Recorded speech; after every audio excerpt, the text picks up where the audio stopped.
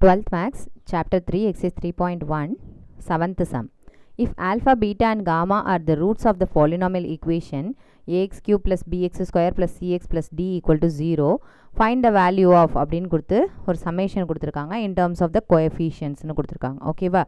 இப்போ அந்த ஈக்குவேஷனை எடுத்து எழுதிக்கலாம். ax cube plus bx square plus cx plus d equal to 0. ஜென்ரலாக எழுதும்போது நம்ம எப்படி எழுதிக்கலாம் இன்னொன்று விதமாக அப்படின்னா X cube minus s1 X square plus s2x minus s3 equal to 0. அதாவது ஆல்டர்னேட்டிவ் என்னது ப்ளஸ் அண்ட் மைனஸ் சைன்ஸ் போட்டுக்கணும். ஓகேவா?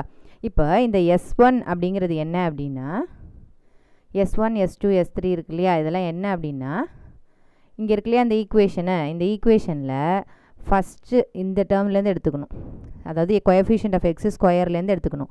பிசிடி இருக்கு இல்லையா, அந்த டேர்ம்ஸுக்கெலாம் டிவைடட் பை இங்கே என்ன எக்ஸ் கியூப் ஃபஸ்ட்டு நம்பர் இருக்கு இல்லையா, ஃபஸ்ட்டு ஒரு ஹையஸ்ட் டிகிரி இருக்கு இல்லையா, அதனுடைய கோஎஃபிஷியன்ட் தான் எல்லாத்துக்குமே டினாமினேட்டராக வரும். அண்ட் என்ன செய்யணும் அப்படின்னா alternative plus and minus science போட்டுக்கணும்.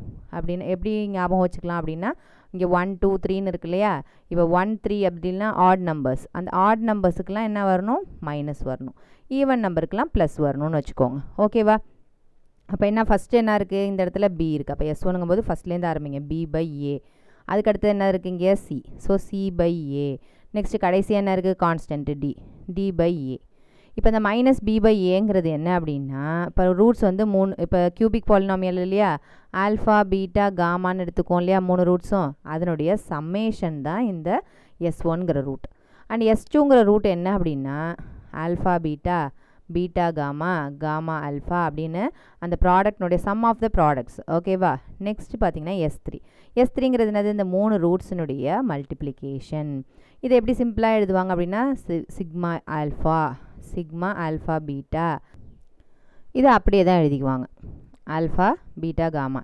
இதுக்கு எந்த சம்மேஷன் தேவையில்லை, ஒரு சிங்கிள் இது தானே, இது எல்லாத்தையுமே சேர்த்து ஒரே டேர்மாக மல்டிப்ளை பண்ணி வச்சுக்கிறோம். ஓகேவா? இதான் s1 s2 s3ன்னு சொல்லுவாங்க. ஓகேவா? அவங்க என்ன கேட்டிருக்காங்க அப்படின்னா நம்மளுக்கு summation alpha by beta gamma. இப்போ இங்கே பாருங்கள் சம்மேஷன் ஆஃப் ஆல்ஃபா அப்படின்னா என்னது, ஒரு சிங்கிள் டேர்மாக நம்ம ஆட் பண்ணிக்கணும் அந்த ரூட்ஸ் எல்லாம் அப்படிங்கிறது அண்டர்ஸ்டுட். இங்கே பாருங்கள் ஆல்ஃபா பீட்டான்னு என்னது ரெண்டு ரூட்ஸாக எடுத்து மல்டிப்ளை பண்ணி அடிஷன் பண்ணணும். அப்போ இந்த summation of alpha by beta gamma அப்படின்னா என்ன அர்த்தம், அப்போனா ஆல்ஃபா பை பீட்டா காமான்னு ஒரு ரூட் இருக்கா, அதே மாதிரி மேலே ஒரு சிங்கிள் டேர்ம் இருக்கணும். ஆல்ஃபா வந்துருச்சு, நெக்ஸ்ட் என்ன இருக்கணும் பீட்டா இருக்கணும். பீட்டா இருந்தால் கீழே வந்து என்னது இங்கே இப்போ ஆல்ஃபா மேலே இருக்கிறதுனால கீழே ஆல்ஃபா இல்லை பார்த்தீங்களா, ஆல்ஃபா பீட்டா காமாவில் ஆல்ஃபா இல்லை, மீதி ரெண்டுத்தையும் எடுத்து எழுதியிருக்காங்க. அதே மாதிரியே இங்கே பீட்டான்னு இருக்கிறதுனால என்ன எழுதணும் ஆல்ஃபா காமா எழுதணும். நெக்ஸ்ட் இங்கே மேலே என்ன இருக்க போகுது காமா பை ஆல்ஃபா பீட்டா. ஓகேவா? இதனுடைய வேல்யூ தான் நம்ம கண்டுபிடிக்க போகிறோம்.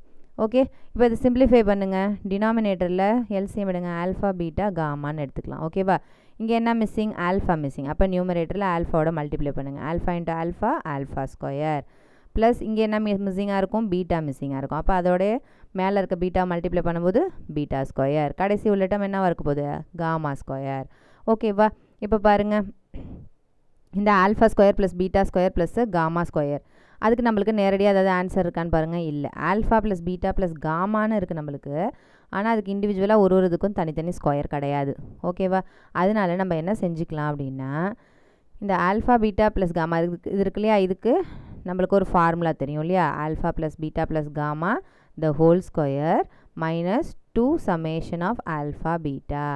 ஓகேவா? இதை எக்ஸ்பேண்ட் பண்ணிங்கன்னா என்ன கிடைக்கும் alpha square plus beta square plus gamma square plus 2 alpha beta plus 2 beta gamma அந்த மாதிரி வரும். அப்போ இது இந்த திருப்பி -2 டைம்ஸ் பண்ணும்போது நம்மளுக்கு என்ன ஆகிடும் அந்த எக்ஸ்ட்ரா டேர்ம்ஸ் எல்லாம் கேன்சல் ஆகி வெறும் alpha square plus beta square plus gamma ஸ்கொயர்னு மட்டும் இருக்கும்.